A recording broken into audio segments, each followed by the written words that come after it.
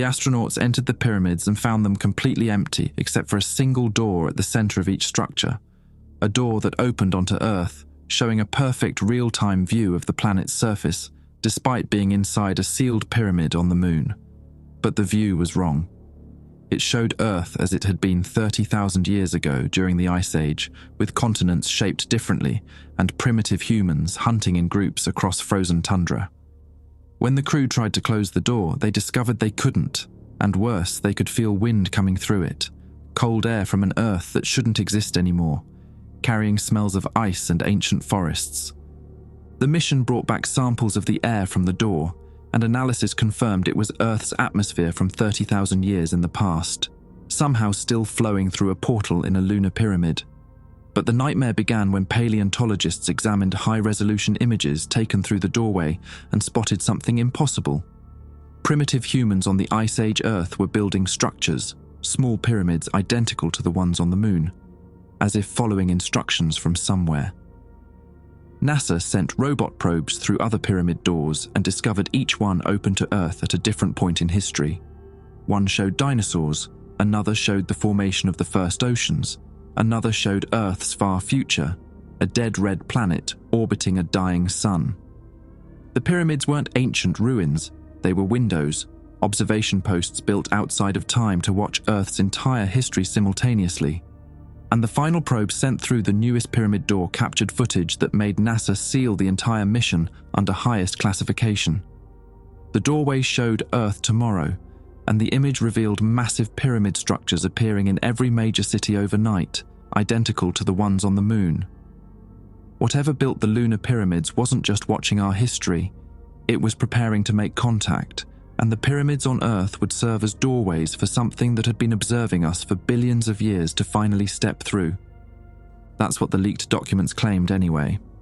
I'm Jack Hollis, and I worked at the Johnson Space Center in Houston as a digital archivist. My job was to catalog old mission data, the boring stuff nobody cared about anymore. Budget reports, equipment manifests, crew meal logs from the 70s. 3 weeks ago, I found a mislabeled tape in a box marked Apollo 15 Dietary Analysis. The label was wrong. What I watched on that tape made me steal the only copy and disappear. Now I'm in a motel outside Corpus Christi, writing this down before they find me. The men in the black sedan have been following me since I left Houston. They don't try to hide anymore. I have maybe a day, maybe less. You need to know what happened in 1980. You need to know what's coming tomorrow. Because the doorways on the moon were just the beginning. The tape sat on the motel nightstand next to my laptop, its brown magnetic ribbon visible through the clear plastic window. I'd already digitized it, backed it up to 3 different cloud servers under fake accounts. Didn't matter. They'd find those too, eventually. Everything gets found. I pulled the curtain back an inch. The black sedan was still there, parked under the streetlight across from the motel office. 2 shapes visible in the front seats. They'd been sitting there for 4 hours without moving. No bathroom breaks, no food runs, just waiting. My phone buzzed. Unknown number. I let it ring out, then checked the voicemail. Mr. Hollis. A man's voice, calm and tired. My name is Daniel Voss. I'm with a contractor group that handles sensitive materials for the space program. We know what you found. We know you made copies. This doesn't have to end badly for you. Call me back at this number and we'll talk about options. I deleted the message and turned the phone off. Options. Right. The laptop screen glowed in the dark room. I'd watched the tape 6 times already, but I opened the file again and pressed play. The timestamp appeared in the corner. February 14th, 1980, 03:42:17 GMT. Mission designation, Surveyor 22. That wasn't a real designation. Surveyor missions ended in the late 60s. This was something else entirely. Something they'd hidden under fake paperwork and false records. The footage began with static, then resolved into a helmet cam view. Lunar surface, grey and lifeless under harsh sunlight. The camera turned, and I saw it. A structure rising from the regolith, dark stone blocks fitted together without mortar, forming a pyramid about 40 feet tall. 4 sides, perfect right angles. alien geometry that shouldn't exist on the moon. "Approaching primary structure," a voice said. Commander Brooks Lippman, according to the crew manifest I'd dug up. He died in 1993, officially from a heart attack. Officially. 2 other astronauts came into frame, their suits marked with names I'd spent days trying to trace. Harlan Webb and Oscar Pritchard, both listed as retired with full pensions, both untraceable after 1982. Gone. Scrubbed from everything except this one tape.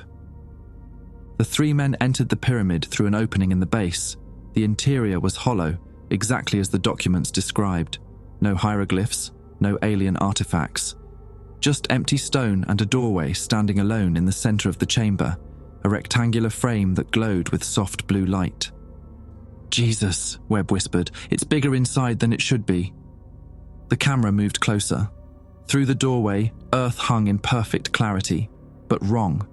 The ice sheets were massive, stretching down past what should have been New York. I could see the shapes of glaciers grinding across the landscape. And there, barely visible in the foreground, figures moved across frozen tundra.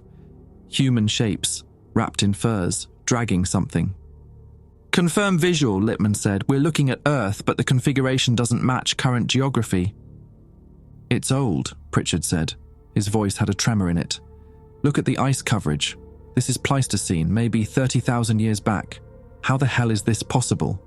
The camera zoomed in. The human figures were building something with rocks and frozen mud. Small pyramid shapes, crude but unmistakable. They worked in unison, following some pattern I couldn't quite grasp. "They're copying it," Webb said. "They're building the same damn thing we're standing in." A hand reached toward the doorway. Lippman's glove crossed the threshold, and even through the video I could see the fabric ripple. Wind, moving air, on the moon, inside a sealed pyramid. "Airflow confirmed," Lippman said. His voice had gone flat, mechanical.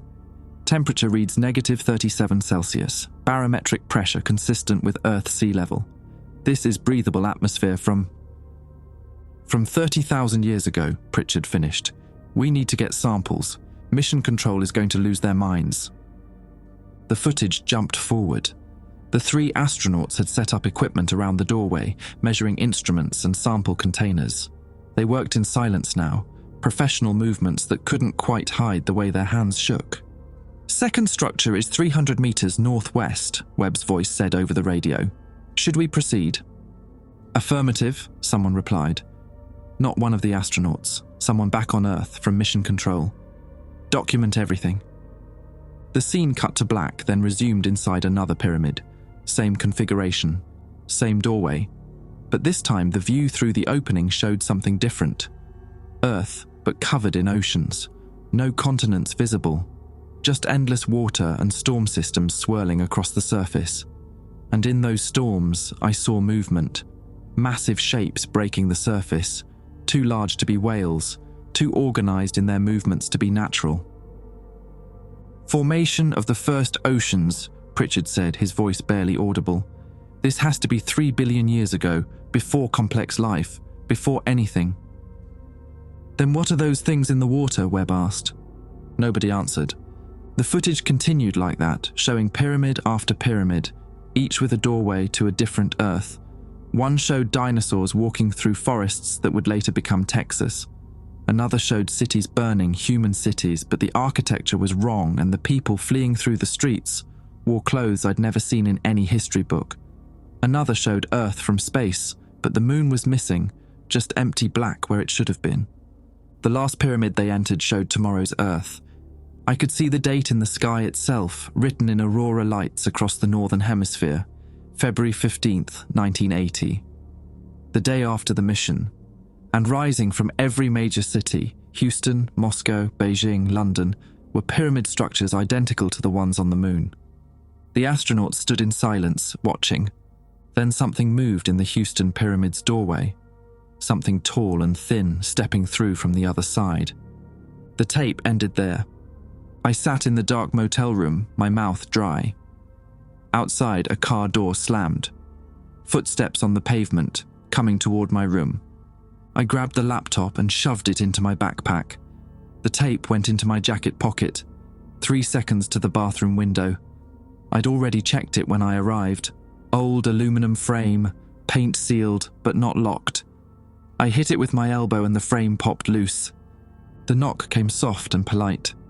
"Mr. Hollis, we'd like to talk. Nobody needs to get hurt." I was already halfway through the window when I heard the lock click. They had a key. Of course they had a key. I dropped into the alley behind the motel, landing hard on cracked asphalt, and ran. The sedan's engine roared to life behind me. I cut through a gap between buildings, came out on a side street lined with closed shops and a laundromat that was still open, fluorescent lights buzzing behind streaked windows. An old man sat inside, folding towels, not looking up. I kept moving. My truck was 2 blocks away in a shopping centre parking lot. I'd learned that trick from my brother, back when he was running from creditors. Never park where you sleep. I made it to the F-150 and peeled out, checking the mirror every 3 seconds. No headlights following. Not yet. I drove north on Highway 77, keeping just under the speed limit. My hands were shaking on the wheel. The rational part of my brain was screaming at me to dump the tape, erase the files, call that Voss guy and negotiate. But I'd seen what was on that footage. I'd seen tomorrow's date written in the sky, February 15th, 1980, the day after the mission. And today was February 14th, 2024. 44 years to the day. The coincidence felt planned. My phone buzzed in the cup holder, still off, but the screen glowed anyway. Text message from an unknown number. "Jack, this is Dr. Raymond Cole. I knew your father at Johnson Space Center. We need to meet. You're in danger you don't understand yet." I didn't know anyone named Raymond Cole. I'd never mentioned my father to anyone. He died when I was 12. Cancer. Nothing mysterious about it. But the message knew details it shouldn't. Another text. "The pyramids appear at local midnight. That's 8 hours from now. You have time to do the right thing." I pulled into a gas station and sat with the engine running. The right thing. What the hell was the right thing? Release the footage to the media, send it to every news outlet and conspiracy site I could find. They'd call it a hoax, deep fake, internet garbage, and I'd still end up disappeared. The phone rang.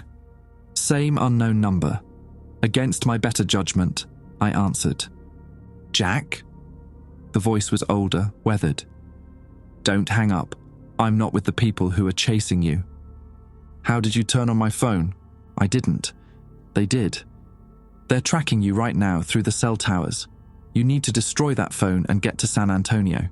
There's a storage facility on Blanco Road, Unit 247. The code is 1980. Everything you need to understand is there." "Why should I trust you?" "Because I was part of the cleanup crew." A long pause. "After the mission, they brought back samples. Air from the doorways. Soil. Water from the prehistoric ocean.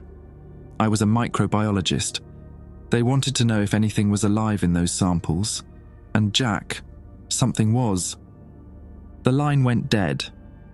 I sat there for maybe 30 seconds, then got out and smashed the phone against the curb. The screen spiderwebbed and went dark. I tossed the pieces in a trash can and got back in the truck. San Antonio was 2 hours north. I had no idea if this Cole person was real or if this was a trap, but staying in Corpus Christi meant getting caught. I merged onto Interstate 37 and pushed the truck to 80. The highway was empty at this hour, just me and the occasional semi-hauling goods through the night. I kept replaying the footage in my head. Those astronauts watching something step through the Houston Pyramid's doorway.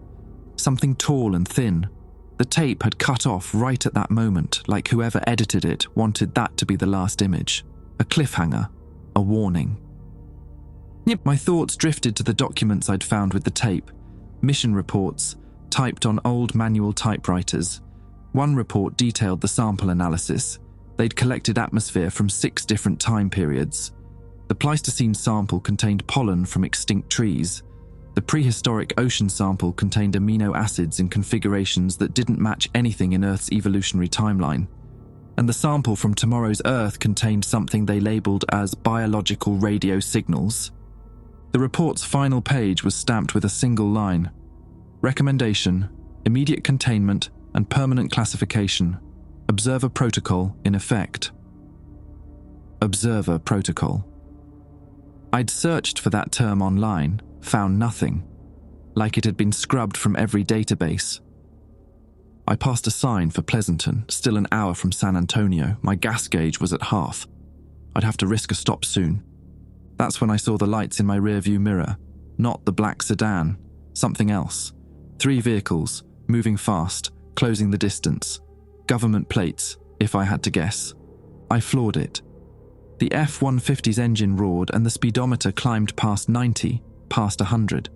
The vehicles behind me matched pace, staying maybe 50 yards back. They weren't trying to stop me yet, just herding me. My exit came up fast. Blanco Road, San Antonio. I took it hard, tires screaming, and shot down the off-ramp into surface streets. Strip malls and fast food places, all closed. The storage facility was supposed to be near a Home Depot. I spotted the orange sign and turned left. The facility was surrounded by chain-link fence, gate locked. I rammed through it. The metal screeched and buckled. I found Unit 247 near the back, killed the engine and ran to the door. The code worked. The door rolled up with a rusty groan. Inside was a small room, maybe 10 by 10, filled with filing cabinets and cardboard boxes. A desk sat in the corner with an old computer monitor, the kind with the curved screen. And sitting at that desk, very much alive, was a man in his 70s with wispy white hair and liver-spotted hands. "You made good time," he said. "Close the door." I did. The sound of engines grew louder outside. "Raymond Cole?" He nodded. "I've been waiting 44 years to show someone this." He gestured to the filing cabinets. Everything NASA classified about the 1980 mission. Every report they buried. Every scientist they silenced with money or threats. I took copies before they shut down the program. "What program?" "The Observer Protocol." He opened a drawer and pulled out a thick folder. When the astronauts discovered the pyramids, when they realized what the doorways were, NASA didn't just classify it. They activated a contingency plan that had been in place since the Apollo missions. A plan for what to do if we discovered we weren't alone. If we discovered we were being watched. He spread photos across the desk, images of the moon pyramids from different angles, close-ups of the doorways, and then satellite imagery showing geometric formations in remote locations, desert plains in Nevada, ice fields in Antarctica, ocean trenches near the Mariana Islands, all pyramid-shaped, all aligned with the lunar structures. "They've been here the whole time," Cole said. "Underground, underwater, waiting. The pyramids on the moon are just the visible part. The Watchers built them to observe us, to record every moment of Earth's history. And tonight, at midnight local time across every time zone, the doorways open both ways." Outside, car doors slammed, voices shouted orders. "They're coming," I said. Cole handed me the folder. His fingers brushed mine, and I felt how cold they were. "Then you need to run. Take this to someone who can broadcast it before midnight, because once those doorways open, once the Watchers step through, there won't be any more secrets left to hide." "What are they?" I asked. "The Watchers. What do they want?" "Want?" Cole's laugh was bitter. "They don't want anything. They're archivists, record keepers. They've been documenting Earth's entire timeline from outside of time itself. Every birth, every death, every moment of human history captured through those doorways. And tonight, the observation period ends. Tonight, they come to collect their recordings." "Collect what?" "Us. Our memories. Our entire species' consciousness. We're not their subjects, Jack. We're their library." The storage unit door exploded inward. Men in tactical gear poured through, weapons raised, red laser sights dancing across the walls. I dove behind the filing cabinets as Cole stood calmly, hands raised. "Don't shoot," he said. "The boy doesn't know anything." But I was already moving, folder clutched to my chest, heading for the back wall where I'd spotted a ventilation grate. The first bullet hit the filing cabinet next to my head, metal on metal, deafening in the enclosed space. "See?" I kicked the grate loose and squeezed through into a narrow maintenance corridor. Behind me, Cole's voice rose in protest, then cut off. I crawled forward on my elbows, folder pressed against my chest, the metal ductwork cold against my skin. More gunshots echoed through the ventilation system. I kept moving, kept my breathing shallow. The duct forked ahead. I took the left path, following a draft of cooler air. The voices behind me faded. I emerged into another storage unit, this one abandoned, filled with mouldy furniture and cardboard boxes that had collapsed under their own weight. The door was padlocked from the outside. I used a rusted bed frame to break the lock and stumbled out into the night air. The storage facility was chaos. Floodlights blazed from the vehicles parked at the gate. Men in tactical gear swept between the units, calling out grid coordinates. I stayed low, moving between the shadows, heading for the back fence. That's when I saw the second team. They weren't dressed in tactical gear. They wore hazmat suits, white and bulky, setting up equipment near the fence line.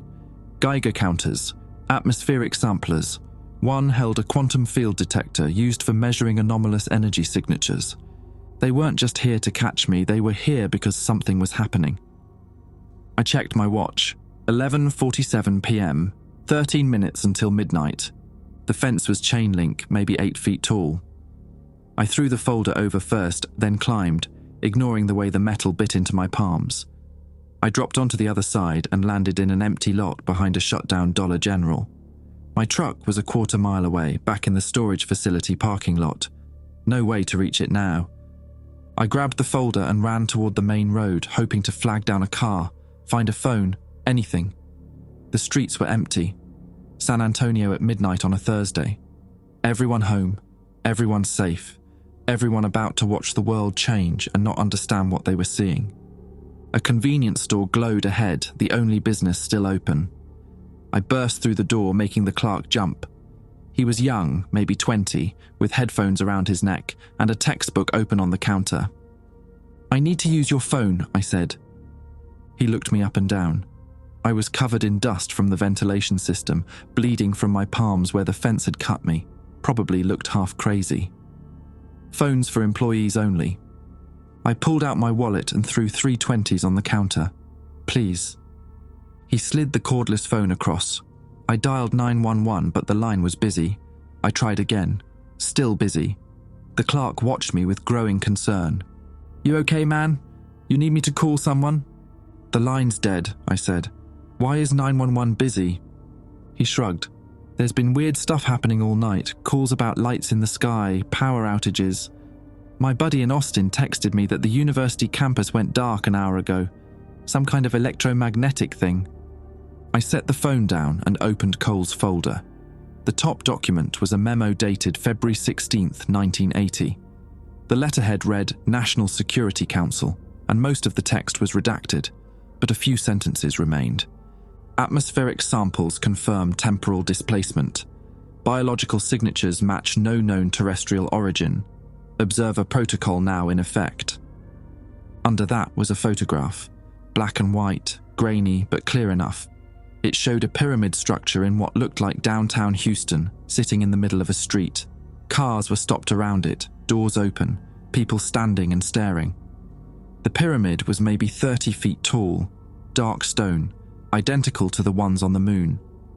The date stamp on the photo, February 15th, 1980, 12:03 a.m. "Holy hell," I whispered. The clerk leaned over the counter. "What is that?" Before I could answer, the lights went out. Not just in the store, but everywhere.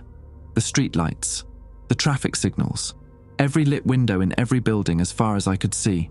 The whole city went dark in an instant. "Power grid," the clerk said. "That's the 3rd time this week." But I was looking at the sky. Stars were visible now without the light pollution. Thousands of them, more than I'd ever seen over San Antonio. And among them, falling slowly like snow, were points of blue light. Dozens, hundreds. They drifted down through the atmosphere, leaving no trails, making no sound. "What are those?" the clerk asked. He'd come around the counter now, standing next to me at the window. "Doorways," I said. "They're opening the doorways." The blue lights touched down across the city. I could see them landing on rooftops, in parking lots, in the middle of streets. And where they landed, structures began to form. Rising from nothing, assembling themselves atom by atom, pyramid shapes made of dark stone that caught the starlight and seemed to drink it in. My watch read 12:01 a.m. The clerk's phone buzzed. He checked it and his face went pale. My girlfriend just sent me a photo. There's one of those things in her backyard. She's in Castle Hills. That's 15 miles from here.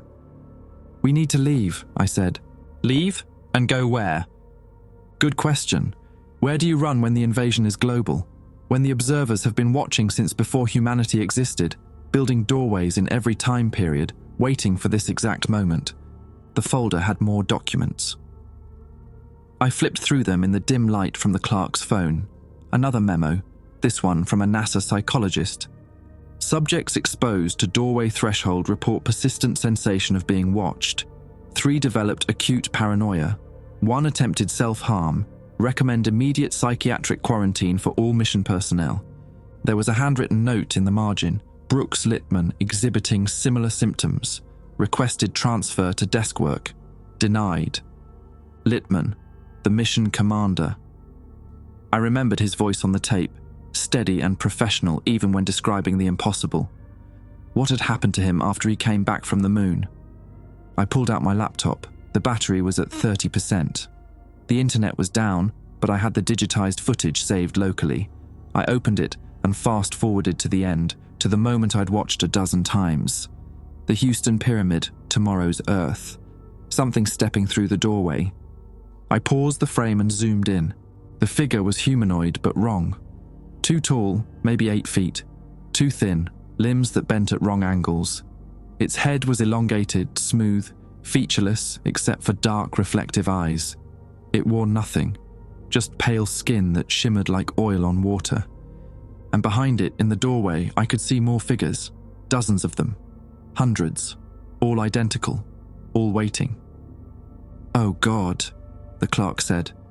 He was looking at the screen over my shoulder. "That's real? That's actually real?" "It was real 44 years ago," I said, "and they've been preparing since then, building more pyramids, more doorways.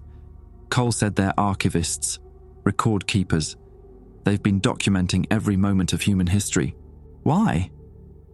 I thought about the note in the margin, thoughts that weren't your own, the sensation of being watched, 3 billion years of observation, every moment captured and stored, every thought, every memory, every choice humanity ever made, recorded and filed away in whatever system the observers used.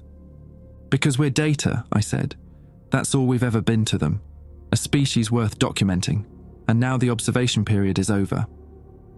Outside, the pyramids hummed. It was a low sound, felt more than heard, vibrating through the ground and up through the building's foundation. The clerk's phone buzzed again. He checked it, and his hands started shaking. "Yeah." "My girlfriend says there are things coming out of the pyramid, tall things. They're walking through the neighborhood, going door to door. She says they're not hurting anyone, just standing there, watching people. She says when they look at you, you can feel them inside your head." The folder had one more document, a photograph showing the interior of a government facility. In the center was a glass containment chamber, and inside was one of the observers. It stood motionless, arms at its sides, head tilted at that wrong angle.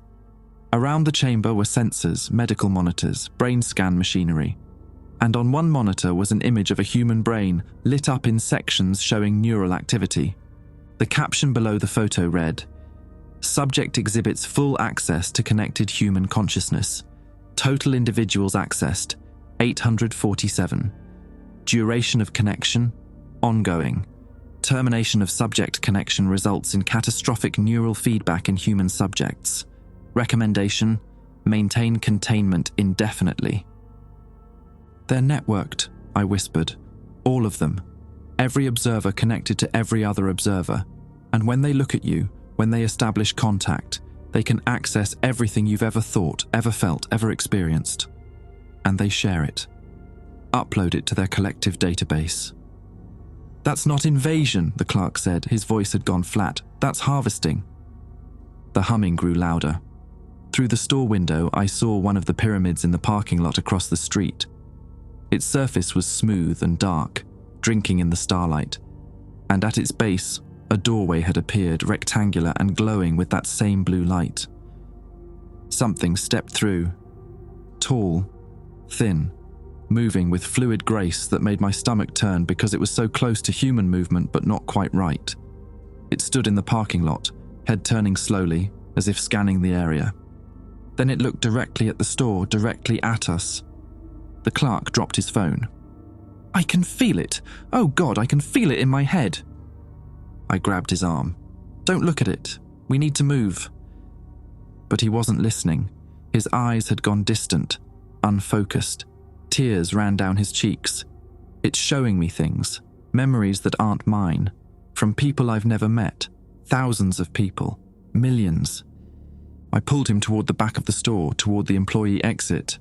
But more observers were appearing now, walking through doorways that opened in impossible places. Through walls, through the floor, through the spaces between heartbeats. And each one that appeared added their presence to the network, expanding the web of consciousness, pulling more humans into the collective observation. The clerk collapsed. I caught him, but he was dead weight, eyes open and staring at nothing.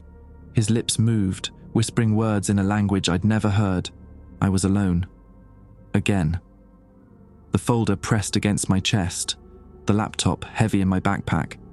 And outside, the observers walked through San Antonio, connecting with every person they encountered, pulling humanity into their eternal archive one mind at a time. Cole was right. We weren't their subjects. We were their library, and tonight they'd come to claim their collection. I left the clerk on the floor and ran for the back exit. The folder was getting heavy, but I couldn't drop it. Whatever Cole had died protecting was the only weapon I had left. The alley behind the store was empty, no observers yet, no tactical teams, just dumpsters and broken asphalt and the distant hum of pyramids resonating through the city. I needed to get the information out, upload it somewhere, but the power was still out, and even if I found a working connection, would anyone believe me? The observers were already here, already connecting with people, already harvesting whatever it was they'd come to collect. I ducked into another alley, moving north by instinct. My laptop battery was at 20%. I powered it on and checked the files Cole had given me. Most were scanned documents, but one folder caught my attention. Audio logs, mission debrief. I opened the first file and held the laptop close to my ear. Static, then a voice. Littman, the mission commander. The recording was dated March 3rd, 1980, 2 weeks after the mission. They want me to say I'm fine, that what we saw didn't affect me, but I can still feel it, you know? When I close my eyes, I see the doorways, all of them, every time period, every version of Earth, all at once. It's like standing in a room full of mirrors that show different reflections, and the worst part is, I know they're watching us, right now. Through doorways we haven't found yet. They've always been watching. Another voice, clinical and detached. Commander Littman, can you describe the sensation in more specific terms? It's like, imagine someone reading your mind, but they're not just reading your current thoughts. They're reading every thought you've ever had. And then imagine that sensation multiplied across every human who's ever lived. That's what I felt when I stood near those doorways. Did you experience any auditory hallucinations? A long pause. I heard voices, not through my helmet radio, inside my head. Voices in languages that don't exist anymore, or don't exist yet. I don't know how to explain it. The recording ended. I opened the next one. Same date, different session. I need you to understand something, Littman said. His voice was strained now, cracking at the edges. Whatever built those pyramids, they're not aliens in the way we think of aliens. They're not from another planet. They're from outside time itself. They exist in all moments simultaneously. Past, present, future, all the same to them. And they've been documenting us like we're insects in a jar.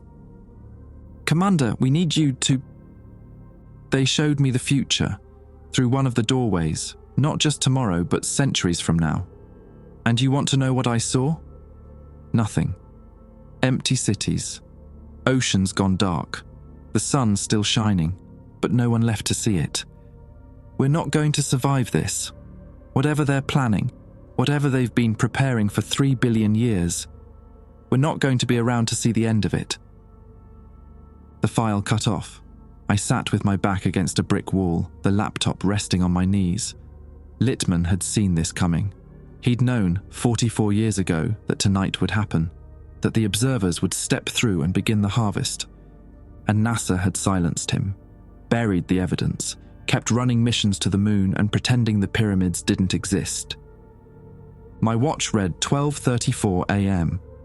The observers had been active for 34 minutes. How many people were connected now?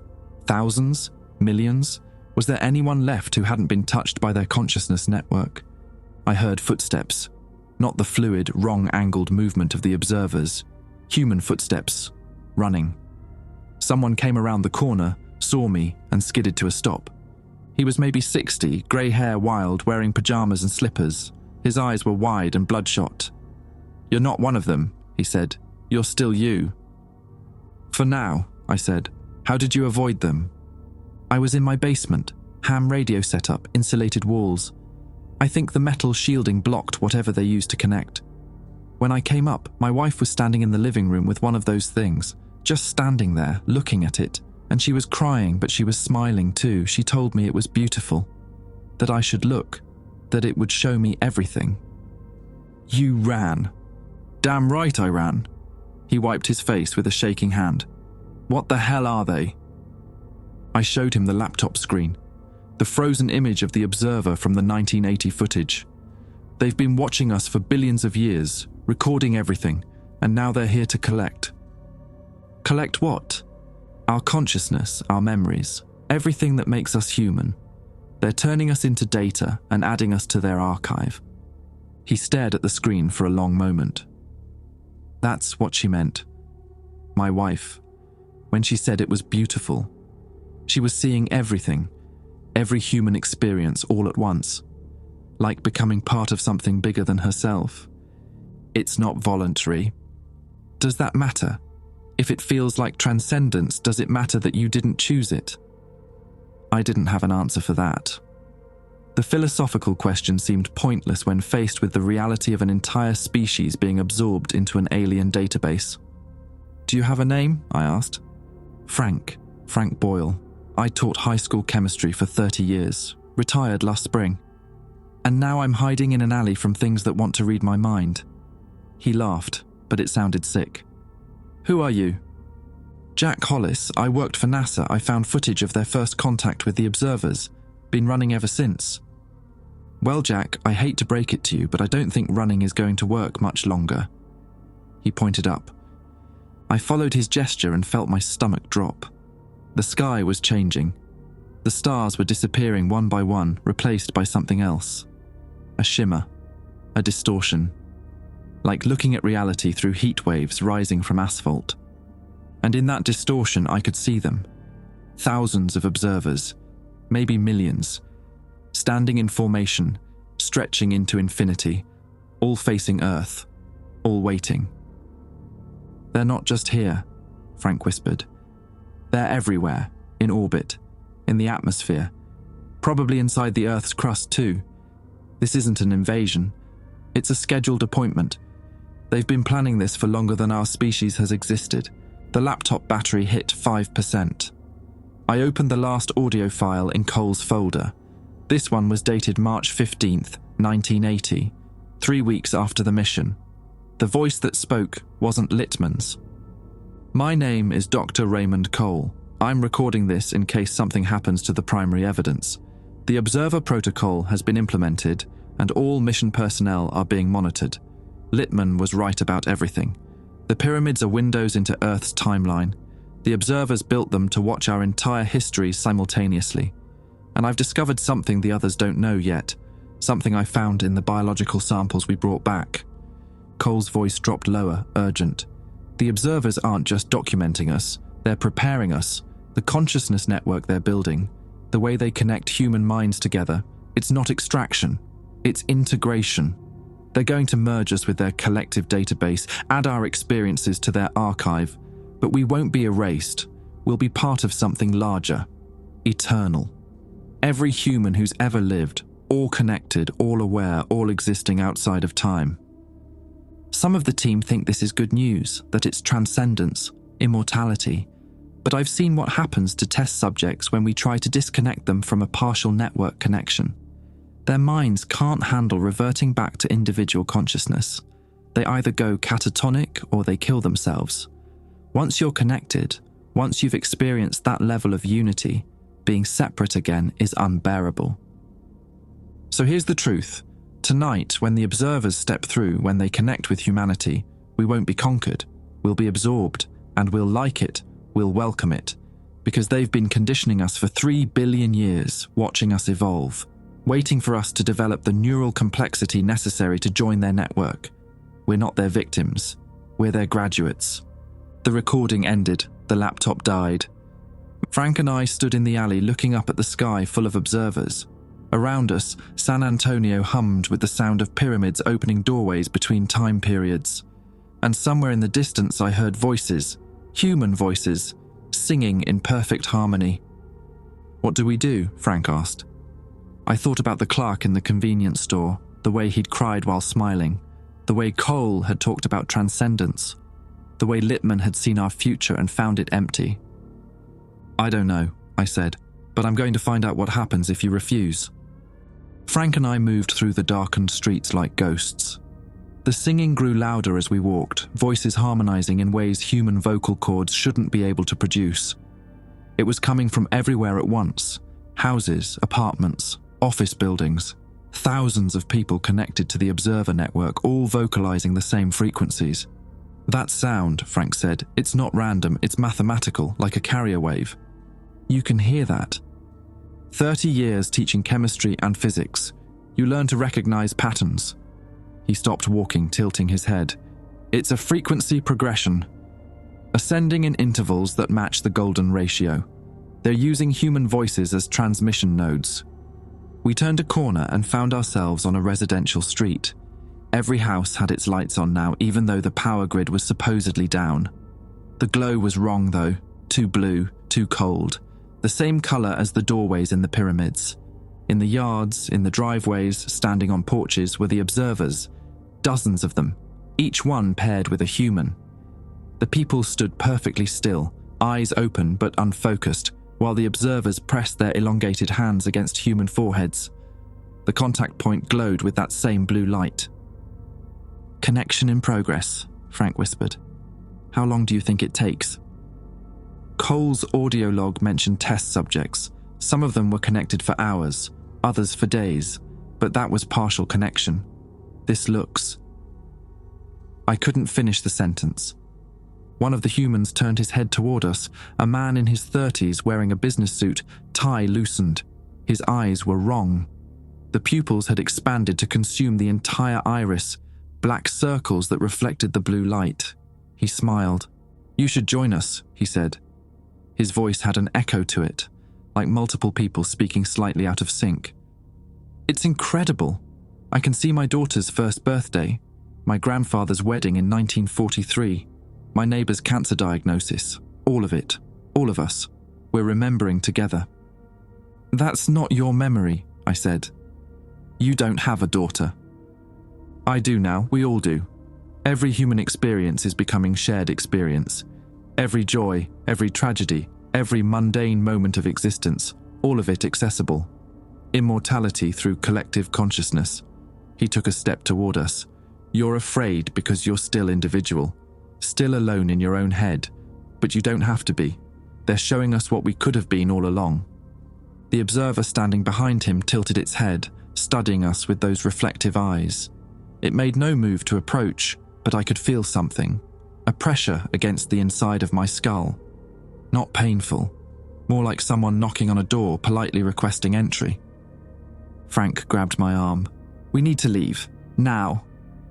We backed away slowly, then ran when we turned the corner. The pressure in my head faded but didn't disappear completely. Whatever the observers used to establish connection, it had range, and it was persistent. "Where are we going?" Frank asked between gasps. "Away from them, somewhere they can't reach." "There is nowhere they can't reach. You saw the sky, they're everywhere." He was right, but I couldn't accept it. There had to be somewhere on Earth where the observers weren't. some pocket of reality they hadn't yet occupied. I thought about Cole's words. The pyramids were windows into different time periods.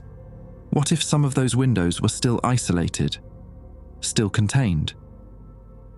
The Johnson Space Center, I said. If anyone knows how to resist this, it's there. They've been studying the pyramids for 44 years. They must have developed some kind of countermeasure. That's 3 hours away, and they're the people who tried to kill you. Different priorities now. The whole world is being absorbed. Whatever classified protocols they were following, those don't matter anymore.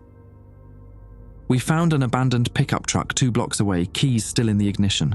I got behind the wheel and started the engine. It coughed twice before catching. The drive out of San Antonio felt surreal. Cars sat empty on the highway, doors open, headlights burning down batteries. But we saw no bodies, no signs of violence, just absence. Frank found a radio station still broadcasting. The voice that came through had that same echoing quality. Reporting from Houston. The integration is proceeding smoothly. Initial estimates suggest 70% of the human population has established primary connection. Secondary connections are forming exponentially. Full species integration will be complete within 48 hours. The few individuals maintaining isolation should understand that resistance is unnecessary. This is not conquest. This is evolution. The observers have been preparing us for billions of years, ensuring we would reach the necessary neural complexity to join their eternal record. Every human who has ever lived will be preserved forever. Death becomes meaningless. We become infinite. Frank turned off the radio. 70% in less than 2 hours. Hell. The exponential part worries me more. They said secondary connections. That means people who are connected can connect others. Like a virus. Like a network effect. Every person they add increases their capacity to add more people faster. We passed a rest stop. The parking lot was full of vehicles, but not a single person was visible. The observers stood in a grid formation, maybe 50 of them, perfectly still, waiting. Blue glow from their skin illuminated the concrete. They don't sleep, Frank said. Don't eat, don't rest. They're just nodes in a network that spans billions of years. And now we're becoming nodes too. You said earlier you were in your basement when it started. What were you doing?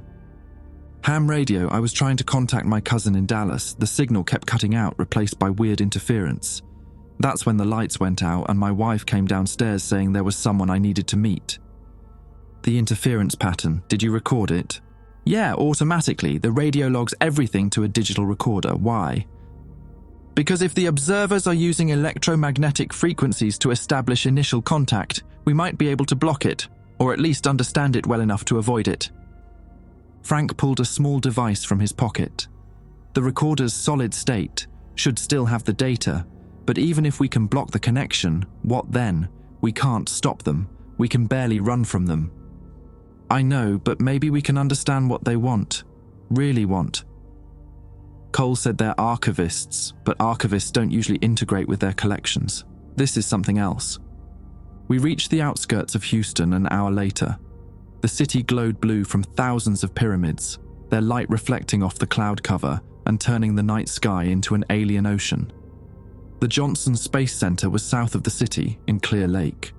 If we were lucky, some of the NASA personnel would still be holding out. If we were unlucky, they'd already been integrated into the archive. The highway took us past downtown. I could see one of the major pyramids rising from Discovery Green.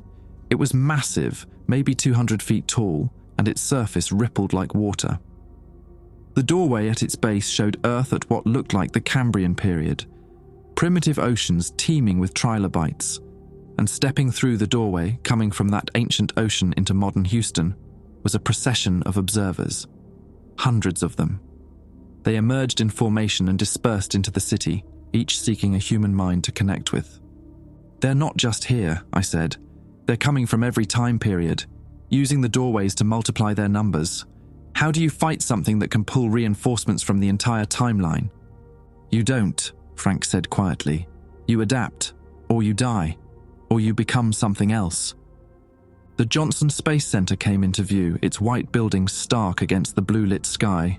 The main gate was unmanned. I drove through and headed for Building 30, Mission Control.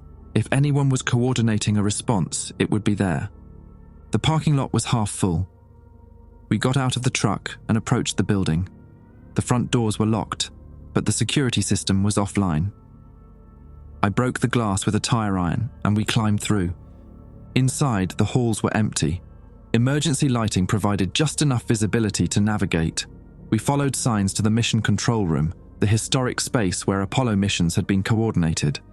The door was closed but not locked. I opened it slowly.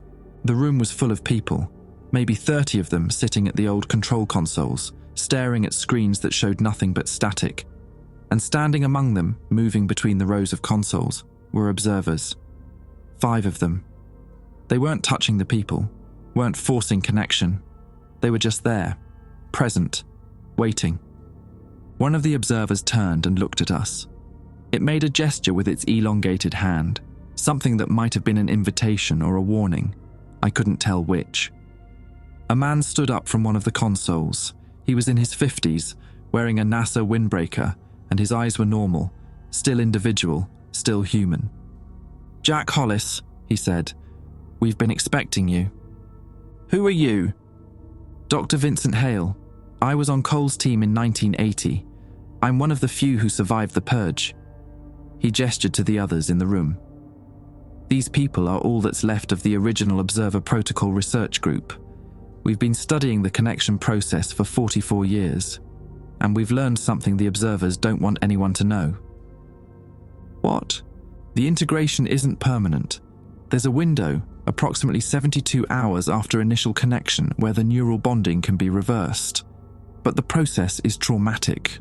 Most people don't survive it, and those who do are never the same."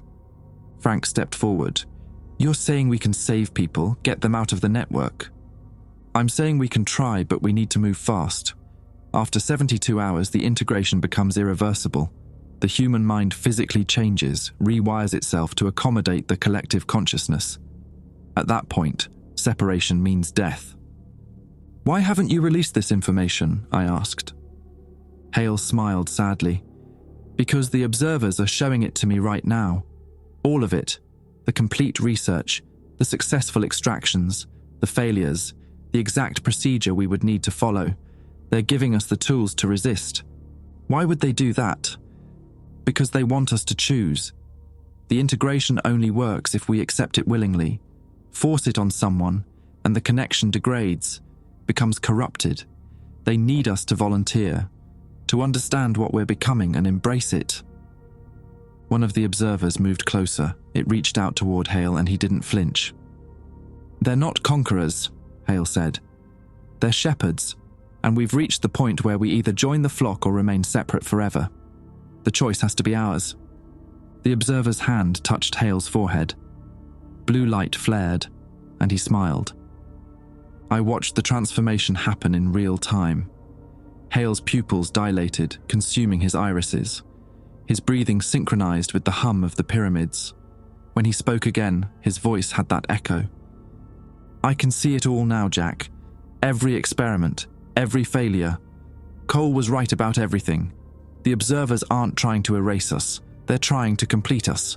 We've been living as fragments, separated by time and space and the limitations of individual consciousness. This is what we were always meant to become." "No," I said. "You're being assimilated, erased." "Am I?" I still remember being Vincent Hale. I remember my childhood in Vermont, my first day at MIT, the moment I understood what the pyramids really were. But now I also remember being you, Jack. I remember your father's funeral, your first day at the Johnson Space Center, the moment you found that tape. He turned to Frank. "And you, Frank. I remember teaching chemistry to bored teenagers. I remember the day your wife said yes. I remember everything because we all remember everything now." Frank stumbled backward, pulling me with him. We made it to the hallway before Hale called out, "Running won't help. There's nowhere left to go. The integration is happening everywhere, simultaneously, across all time zones. In 6 hours, 90% of humanity will be connected. In 12 hours, Everyone. I slammed the door and we ran. Emergency lights flickered as we moved through the corridors, heading deeper into the facility. Frank was breathing hard, his face pale. "We can't let them touch us," he said. "Once they make contact, it's over." Hale said there's a reversal process. 72 hours. You believe that? He's one of them now. He'll say anything to make us accept it. We found a stairwell leading down to the basement levels, old storage areas, probably containing decades of archived mission data. The door at the bottom was marked "Authorized personnel only" and required a keycard. I kicked it until the frame splintered. The basement was dark except for the glow from a single computer terminal. Someone had been here recently. Coffee mug still sitting next to the keyboard, the liquid inside cold but not evaporated. I touched the mouse and the screen came to life. A video player was already open, paused on a frame showing the interior of a pyramid. The timestamp read July 3rd, 1980. 4 months after the original mission. I pressed play. The footage showed a pyramid chamber with the same setup. Doorway in the center, blue light, view of Earth from another time period. But this Earth was wrong. The continents were in the right places, but the color balance was off, the way the clouds moved strange. A voice off camera. "This is the future doorway. The one that showed February 15th, 1980. We're documenting what happens after midnight." The camera zoomed in on the doorway. Through it, I could see Houston, the pyramid in Discovery Green, and people, thousands of them, walking toward the pyramid in orderly lines. No panic, no fear, just acceptance. And standing among them, guiding them, were the observers. But they looked different. Their pale skin had taken on texture, almost like human skin. Their movements were less fluid, more natural, adapting. The footage jumped forward. The timestamp now read February 16th, 1980. 1 day after the predicted integration. The camera showed the same Houston street, but now it was empty. No people, no observers, just the pyramid standing alone in the park, its doorway closed. And written on the pyramid's surface in letters that glowed with blue light was a message. "Archive updated. Humanity.v1 complete. Preparing Humanity.v2. The video ended. Frank's hand gripped my shoulder. "Version 2, they're not just recording us. They're iterating on us. We're a software update." "Cole was wrong," I said.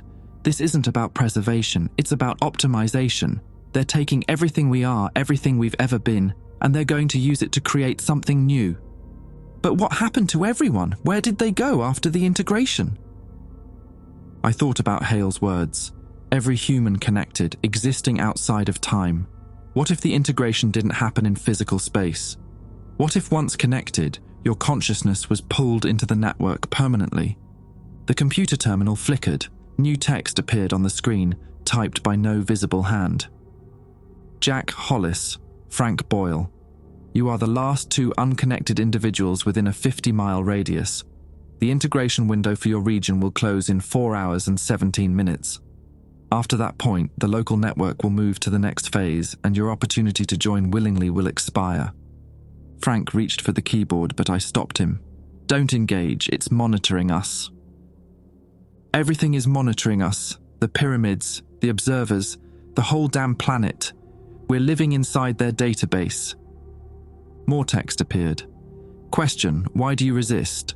Analysis of your neural patterns suggests strong survival instinct and pattern recognition skills. These traits would enhance the collective consciousness.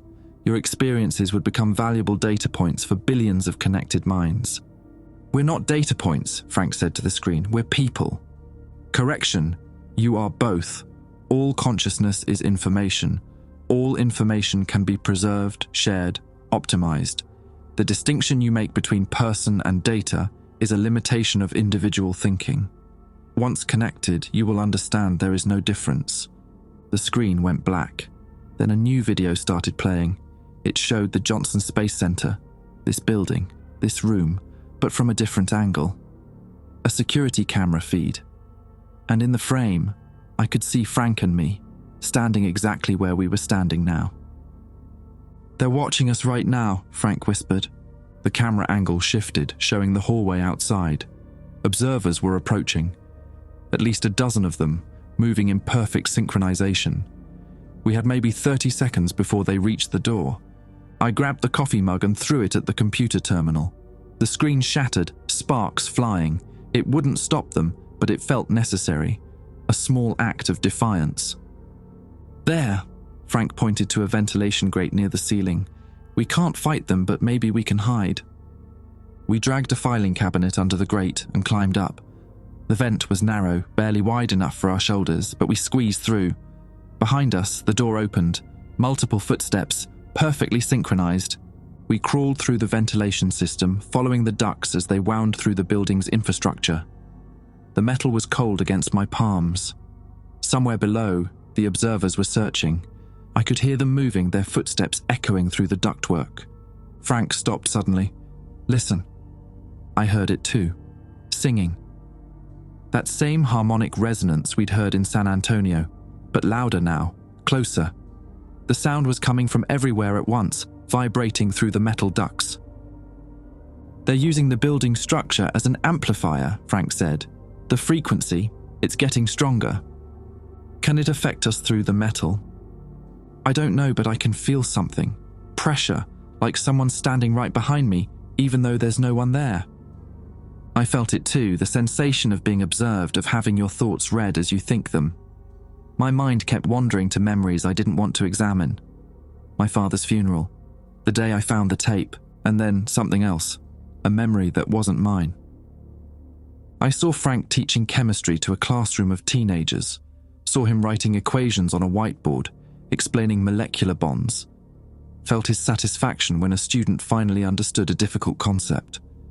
This was Frank's memory, but I was experiencing it as if it were my own. "They're doing it," Frank said. His voice was strained. "They're connecting us remotely, through the frequency. We don't have to touch them. We just have to be within range." "How do we block it?" "We can't. Not permanently, unless..." He turned to look at me in the dim light of the vent. "The interference pattern, the one I recorded on my ham radio. If we could generate a counter-frequency, something that disrupts their signal, we might be able to create a dead zone." "How?"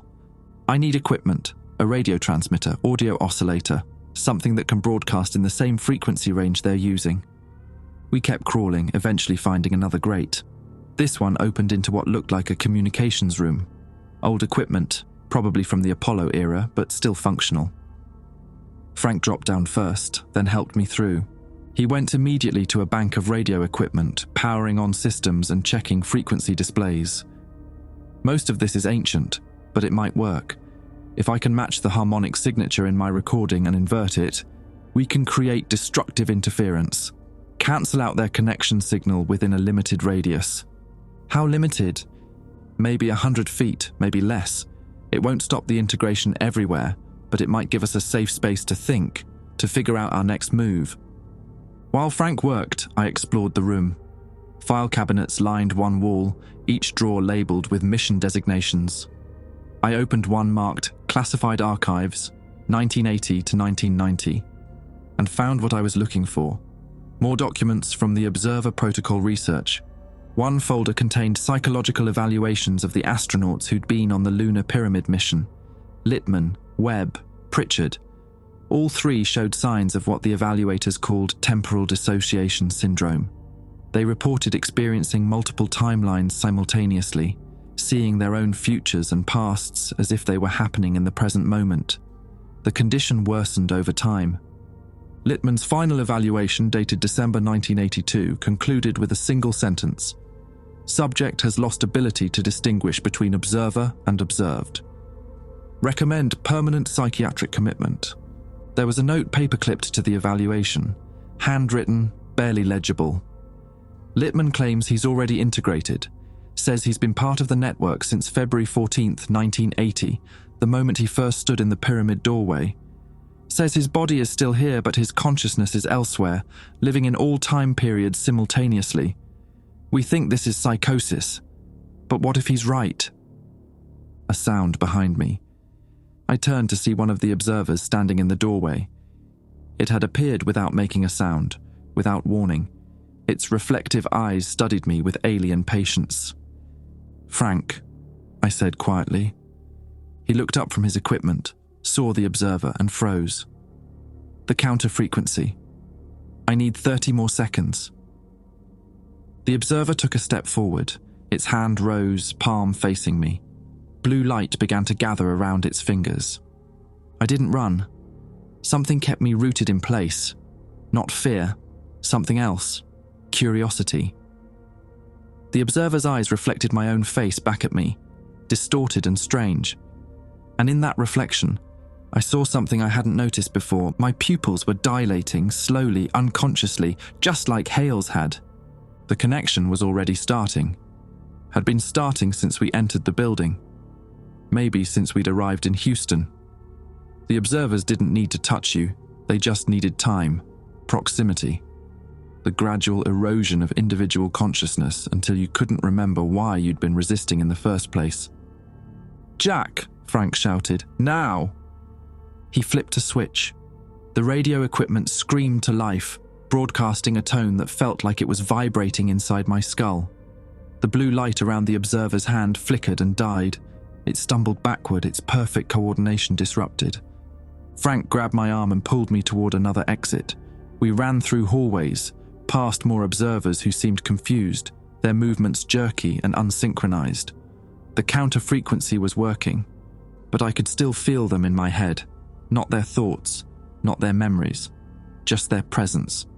A vast network of consciousness, stretching across time and space, waiting patiently for me to stop fighting, to accept what they were offering, and part of me wanted to accept.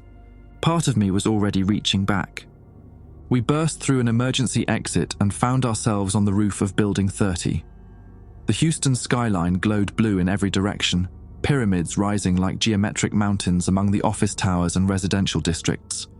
The counter-frequency device Frank had rigged was strapped to his belt, broadcasting its protective signal in a sphere around us. But I could feel the edges of that sphere, the places where the observer's influence pressed against the barrier. "How long will the battery last?" I asked. Frank checked the display. "Maybe 2 hours. After that, we're exposed again." 2 hours. Enough time to figure out what we were going to do, or enough time to accept the inevitable. The roof access door behind us burst open. Not observers this time. People, dozens of them, their eyes black and dilated, moving in perfect synchronization. They spread across the roof, surrounding us, but they didn't approach. They just stood there, waiting. One of them stepped forward. It was Hale. His face had changed. Less human. The skin stretched tight across his skull. His movements were fluid and alien. "The counter frequency is clever," he said. His voice echoed with dozens of harmonics. "But it's temporary. You're fighting something older than your species, Jack. Something that's been waiting since the first single-celled organism divided." "What do you want?" I asked. "Want? We don't want anything. We already have everything, every moment of Earth's history, every thought, every emotion. We're completing the archive, adding the final entries, then we move on." "Next project?" Hale gestured toward the sky. The stars were visible, brighter than they should be, and among them I could see movement. Massive shapes, dark against the cosmic background, geometric and impossible. "There are other worlds," Hale said. "Other timelines, other versions of reality. We document them all, preserve them all. Your Earth is just one entry in a catalogue that spans dimensions." Frank grabbed my arm. "Don't listen to him. He's trying to make us feel insignificant, make us think resistance is pointless." "Resistance is pointless," Hale said, "but not because you're insignificant, because you're already part of the network. You have been since you entered the facility. The connection is slow, gradual, but inevitable. In approximately 47 minutes, your neural patterns will synchronize completely with the collective consciousness. You'll join us willingly, because you'll understand there's no other choice worth making." I looked at Frank. His pupils were dilating too. We were both being integrated, molecule by molecule, thought by thought. The counter-frequency was slowing the process, but not stopping it. "There has to be a way to reverse it," I said. "There is," Hale replied. The procedure I mentioned, 72 hours of intensive neural restructuring, experimental drugs, electromagnetic therapy, 53% survival rate, and survivors lose the ability to form long-term memories, to experience complex emotions. They become less than human. That's still a choice. Is it? What kind of choice forces you to destroy yourself to remain yourself? That's not freedom, Jack. That's punishment for refusing to evolve. The people surrounding us started singing again, that harmonic resonance that made my bones ache. The sound bypassed my ears and resonated directly in my skull. I could feel my thoughts beginning to drift, to merge with something larger. Frank activated his ham radio recorder, the one with the interference pattern. Jack, listen. Before I lose myself completely, the frequency they're using, it's not random, it's mathematical. Based on the Fibonacci sequence multiplied by pi. If we could broadcast the inverse pattern at sufficient power, we might be able to disrupt the entire network. Not just locally, globally. How? The pyramids, their receivers and transmitters. If we could access one, reprogram it, we could use their own infrastructure against them. Send a signal that breaks the connection for everyone. Hale laughed. You think we haven't considered that? The pyramids are shielded against such attacks. You'd need clearance codes that don't exist anymore, authorization protocols that were deleted 44 years ago. But they existed once, I said. And if everything is archived, if every moment is preserved, then those codes still exist somewhere in your network. Hale's expression changed, just slightly, a flicker of something that might have been concern. The 1980 mission, I continued. When Lippmann and his crew first entered the pyramids, they would have been given emergency access codes, ways to shut down the structures if something went wrong. Those codes are in the archive, in your collective memory. You can't access the archive without being connected. Then connect me fully, let me see everything, and I'll find those codes myself. Frank grabbed my shoulder. Jack, no, once you're fully connected, you won't want to disconnect. You won't want to stop them. Maybe not. But I'll have a few seconds, a moment of clarity before the integration completes. That might be enough. Hale studied me for a long moment. You're willing to sacrifice your individuality for a chance to save others. That's admirably human, and utterly pointless. But I'll grant your request, because once you're connected, once you see what we're offering, you'll understand that saving humanity from integration is the cruelest thing you could possibly do. He reached out his hand. The other connected humans closed in, forming a circle around us. Frank's counter-frequency device was weakening, its battery dying faster than he'd calculated. The protective sphere was collapsing. Don't do this, Frank said. His voice was shaking. Please. Someone has to, I said, and I'm already halfway gone. Might as well make it count. I took Hale's hand. The connection was instantaneous and total.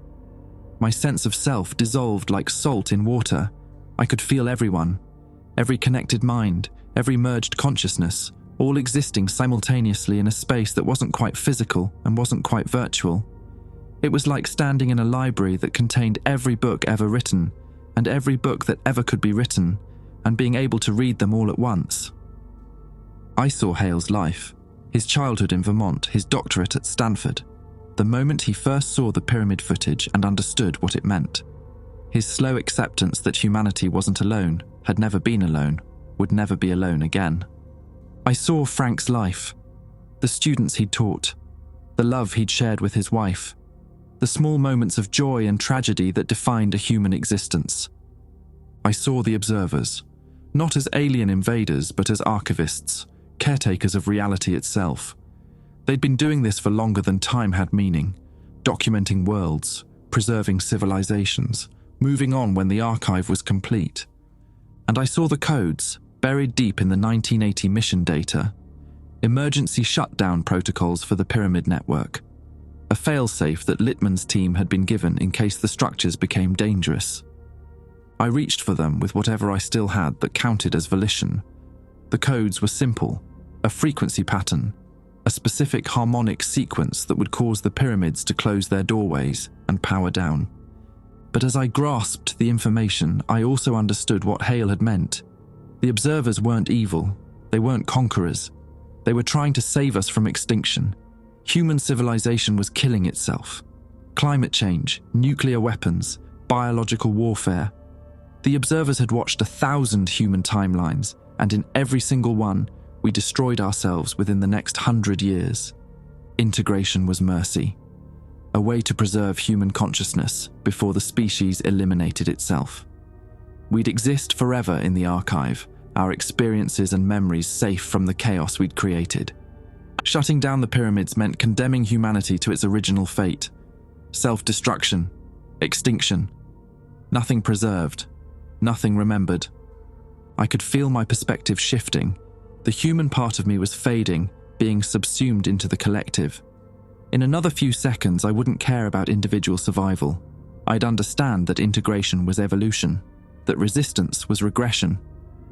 But I thought about Frank, about the clerk in the convenience store, about all the people who'd been connected without understanding what they were giving up. The choice had been made for them, despite what Hale claimed, coerced through proximity and time and the gradual erosion of free will. If humanity was going to destroy itself, that was our choice to make, not theirs. I focused on the shutdown codes, visualized them, broadcast them with whatever fragment of individual consciousness I still possessed. The effect was immediate. The singing stopped. The harmonic resonance cut off like someone had flipped a switch. All around Houston, all around the world, the pyramids began to power down.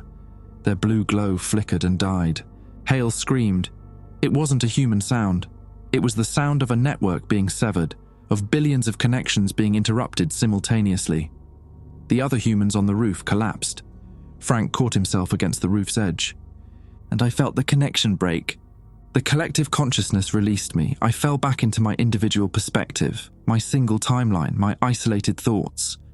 It felt like being thrown into a cage after experiencing infinite space. The loneliness was crushing, but I was myself again, just myself, small and limited and terrified and alive. Hale was still standing, but barely. His eyes had returned to normal. Human. Confused. "What did you do?" he whispered. "Gave us a second chance," I said, "to either fix ourselves or destroy ourselves, but it'll be our choice, not yours." The shapes in the sky were moving, leaving. The observers withdrawing from Earth, their mission interrupted. Maybe they'd come back someday. Maybe they'd leave us to our fate. Frank was crying. "I can't feel them anymore. The network. It's gone. I'm just me again. Just me." "Yeah," I said, "me too." We sat on the roof as the sun began to rise over Houston.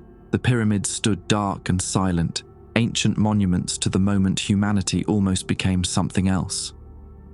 Below us, the city was waking up. People were emerging from their homes, confused. They'd been connected, and now they were alone in their own heads again. Some were crying, some were laughing, some just stood in the streets. The emergency services were already responding.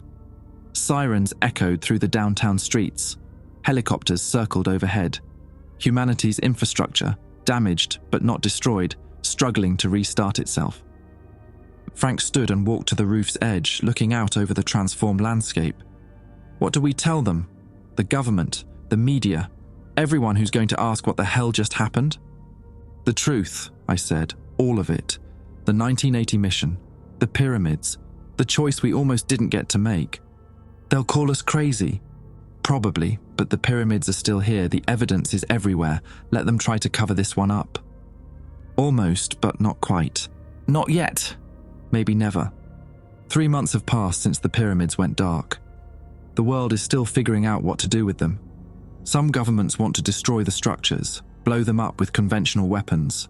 Others want to study them, reverse engineer whatever technology the observers left behind. The United Nations has formed a special committee, but they can't agree on anything. Meanwhile, the pyramids just sit there. I've been living in a cabin outside Jasper, Texas. Frank visits sometimes. We don't talk much about what happened. We both remember being connected, feeling that vast consciousness. The loneliness is worse knowing what we lost. The loneliness is the worst part. Not being alone, but being aware of how alone we truly are. Before the integration, I didn't know what I was missing.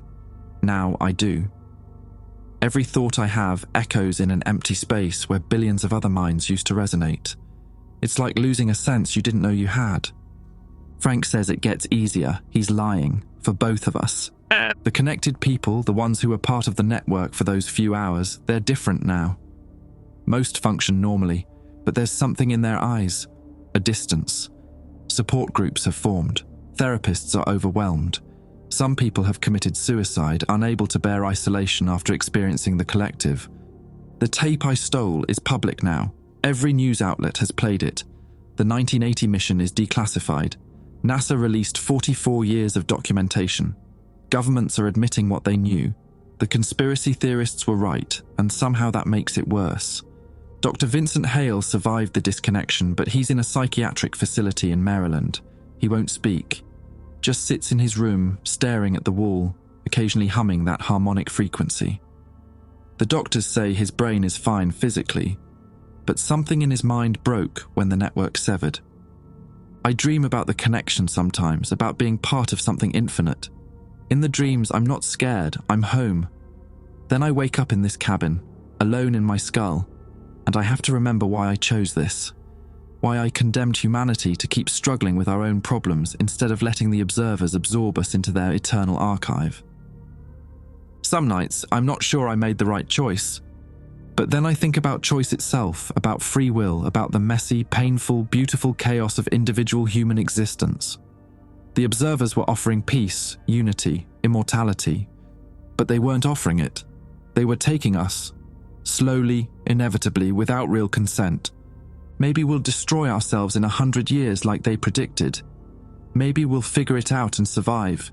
Either way, it'll be our story to write, our mistakes to make, our triumphs to earn. The pyramids won't stay dormant forever. I know that. The observers are patient. They've been documenting reality for billions of years. What's a century or two of waiting? They'll come back when we've forgotten, when we're vulnerable, when we've lowered our guard. But for now, we have time, and I'm writing all this down, putting it in places where it can't be buried again. Because the next time the pyramids activate, the next time humanity faces integration, people need to know what they're choosing, what they're giving up. If they choose to accept the observer's offer next time, that's fine. As long as it's actually a choice. As long as we remember we had one.